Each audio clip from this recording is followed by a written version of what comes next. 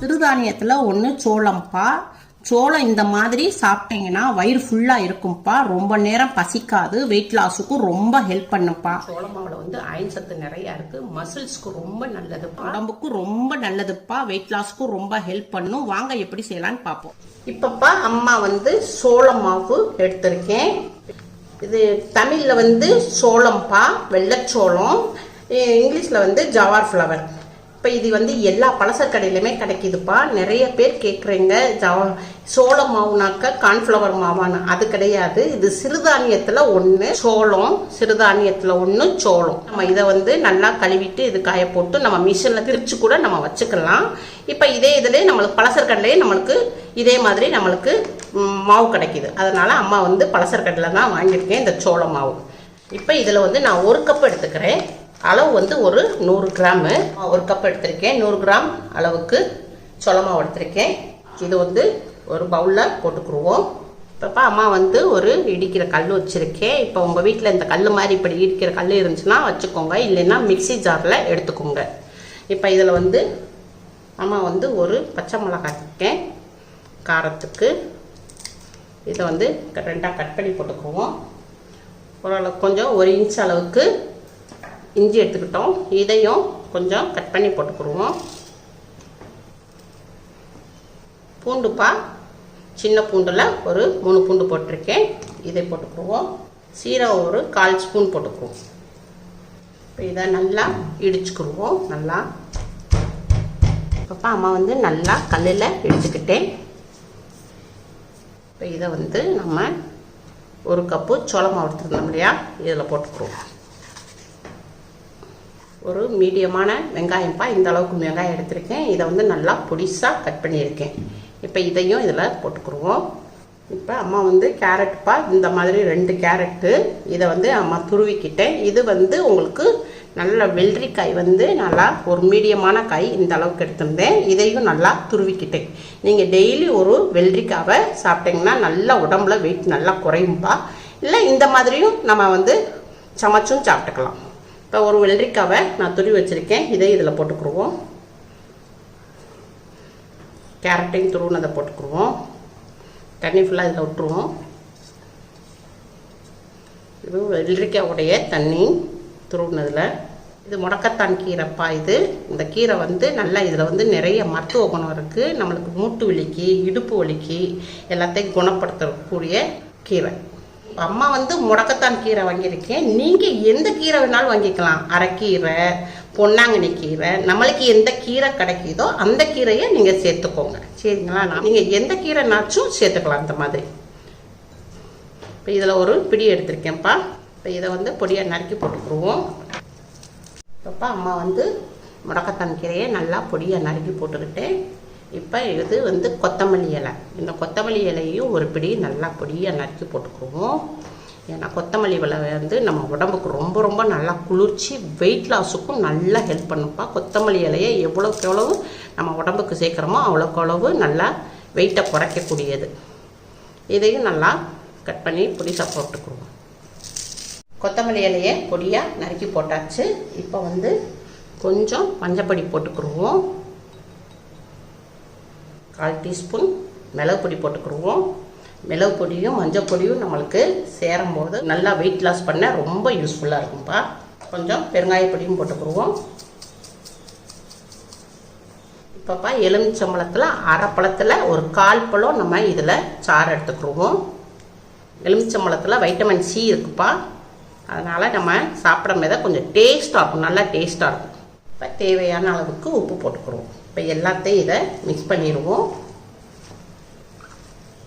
தண்ணி எதுவும் ஊற்றக்கூடாது. தண்ணி ஊற்றாமல் நம்ம பிசையணும். வெள்ளரிக்காய் வந்து ஒரு நீர் சத்து காய். அதனால் அதில் நல்லா தண்ணி இருந்தது இல்லையா, அதனால் நம்ம தண்ணி ஊற்றக்கூடாது. தண்ணி ஊற்றாமல் நம்ம பிசையணும்.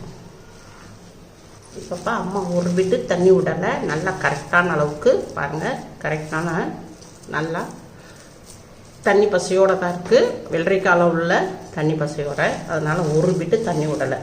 நீங்கள் நல்லா பிசைஞ்சு விட்டுட்டு தண்ணி தேவைப்பட்டால் 1 ஸ்பூனோ 2 ஸ்பூனோ அப்படி விட்டுக்கணும். அம்மா ஒரு விட்டு தண்ணி விடலை, எனக்கு கரெக்டாக வந்துருச்சு. இப்போ இதை வந்துப்பா நல்லா பிசைஞ்சு விட்டுக்குருவோம். இப்போ இதை ஒரு 5 நிமிஷத்துக்கு மாவை ரெஸ்ட்டில் வச்சுருவோம். மாவு ஃபுல்லாக எல்லாம் காரம்லாம் நல்லா செட் ஆகிக்கிறோம். இப்போ 5 நிமிஷம் நல்லா மாவு ரெஸ்ட்டில் இருந்துச்சு, எல்லாம் செட் ஆகிருக்கும். ஓப்பன் பண்ணுவோம். இப்போ எல்லாமே நல்லா செட் ஆகிக்கிடுச்சு. இது வந்து பேக்கிங் ஷீட்டு, இது பான்சர் கிடையாது, அம்மா வாங்கி வச்சுருக்கேன். இப்போ இதில் தான் அம்மா வந்து தட்ட போகிறேன். உங்கள்கிட்ட வாழை இலை இருந்துச்சுன்னா வாழை இலையை வச்சு தட்டிக்கோங்க. அம்மா வந்து இந்த பேக்கிங் ஷீட்டில் தான் நான் தட்ட போகிறேன். அப்போ அம்மா வந்து பேக்கிங் ஷீட் எடுத்துக்கிட்டேன். இதில் கொஞ்சமாக நம்ம கையில் எண்ணெய் தடவிக்கிறோம். அப்போ தான் நம்மளுக்கு இந்த ரொட்டி சோள மாவு ரொட்டியை பரட்ட மாட ஈஸியாகும். லைட்டாக எண்ணெய் தடவிக்கிறோம். ஷீட்டில் தடவியாச்சு. இப்போ நம்ம மாவு எடுத்துக்குவோம், இதில் வச்சுக்குவோம். இப்போ நம்ம தட்டிக்குவோம்.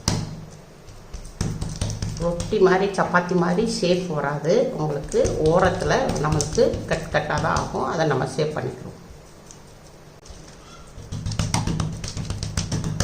கொஞ்சம் வேணால் தண்ணி தொட்டு அடிச்சுக்குவோம்.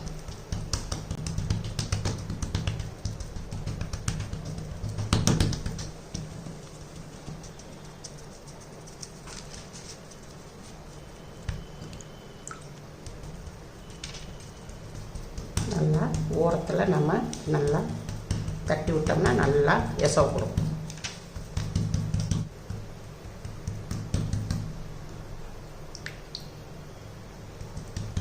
சும்மா தண்ணியை வந்து கையில் நினச்சிக்கணும்ப்பா. நினச்சிட்டு நம்ம சோள மாவு ரொட்டியை இப்படி தட்டினோம்னா நல்லா ரவுண்டிங் நல்லா நம்மளுக்கு தட்டுறதுக்கு ரொம்ப ஈஸியாக இருக்கும். கையில் மாவும் ஒட்டாது நமக்கு. அவ்வளோதான்ப்பா, ஃபுல்லாக நல்லா மெல்லிஸாக தட்டியாச்சு. இப்போ நம்ம கேஸ் பக்கம் போயிடுவோம். அம்மா வந்து கேஸ் ஆன் பண்ணியிருக்கேன். ஒரு சப்பாத்தி கல் தவா வச்சுருக்கேன். இப்போ இதை வந்து நம்ம நார்மலாக நம்ம தோசைக்கு நம்ம எண்ணெய் துணி தப்போம் இல்லையா, அது மாதிரி தேய்ச்சிக்கிடுவோம். சப்பாத்தி தவா நல்லா சூடாகிருக்கு. இப்போ நம்ம இதை வந்து எடுத்து இதெல்லாம் போட்டுக்குவோம்.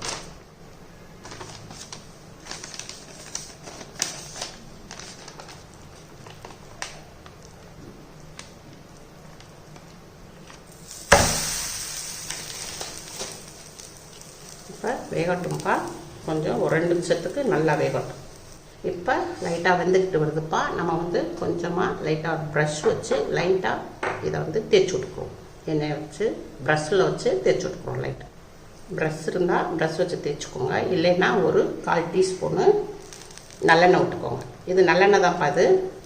இப்போ நம்ம மேலே ஃபுல்லாக நல்லா வெந்துருச்சு. இப்போ நம்ம வந்து பெரட்டி போடுவோம். சுற்றி நம்ம மெதுவாக வச்சு எடுத்து விடணும். எடுத்து விட்டால் நம்மளுக்கு கீழே ஒட்டி இருக்கிறது மேலே வந்துடும். அப்பப்போ நம்ம பிரட்டி போட்டுக்கிடுவோம். பிரட்டி போட்ட பக்கமும் ஒரு 2 நிமிஷம் நல்லா வேகட்டும். அப்போ அம்மா வந்து பிரட்டி போட்ட பக்கம் 2 நிமிஷம் நல்லா வெந்துருச்சு. இதை வந்து பிளேட்டில் மாற்றிக்கிறோம். பாருங்கள், சூப்பராக நல்லா வந்திருக்குப்பா. அவ்வளோதான்ப்பா, நம்மளுக்கு வெள்ளரிக்காய் சோள ரொட்டி ரெடி ஆயிருச்சு. இந்த ரொட்டி நம்ம வெயிட் லாஸ்க்கு ரொம்ப ஹெல்ப் பண்ணும்ப்பா. அம்மா வந்து அடிக்கடி நான் சோள மாவே தான் போடுவேன். சிறுதானியத்தில் ஒன்று சோள மாவு. அம்மாவுக்கு சோள மாவுனா ரொம்ப பிடிக்கும். அதனால இது நல்லா வெயிட் லாஸ்க்கும் ரொம்ப நல்லா நம்மளுக்கு யூஸ் ஆகும்ப்பா. அதனால தான் அம்மா அடிக்கடி உங்களுக்கு சோள மாவுலேயே உங்களுக்கு எல்லாமே போடுறேன். இந்த சோள மாவுலப்பா நமக்கு வந்து பிள்ளைகளுக்கு இப்படி ரொட்டி செஞ்சு இப்படி களி கிண்டி எல்லாமே நம்ம கொடுத்தோம்னா பிள்ளைகளுக்கு எல்லாத்துக்குமே மசில் நல்லா ஸ்ட்ரென்த் ஆகும். சோள மாவில் உங்களுக்கு மசில் நல்லா ஸ்ட்ரென்த்து கொடுக்கும். அதனால ஜிம்முக்கு போகிறவங்க எல்லாருமே இந்த இது சாப்பிட்டோம்னா நம்மளுக்கு மசில்ஸ்க்கு ரொம்ப ஸ்ட்ரென்த்து கொடுக்கும்ப்பா. வெயிட் லாஸில் இருக்கிறவங்க, டயட்டில் இருக்கிறவங்க, சுகர் பேஷண்ட் எல்லாத்துக்குமே இது சாப்பிட்லாம்ப்பா. நம்மளுக்கு வெயிட் லாஸ்க்குரிய ரொட்டிப்பா. அவ்வளோதான். உங்கள் வீட்டில் செஞ்சு பாருங்கள். அம்மாவுக்கு லைக் பண்ணுங்கள், ஷேர் பண்ணுங்கள், சப்ஸ்கிரைப் பண்ணுங்கள்.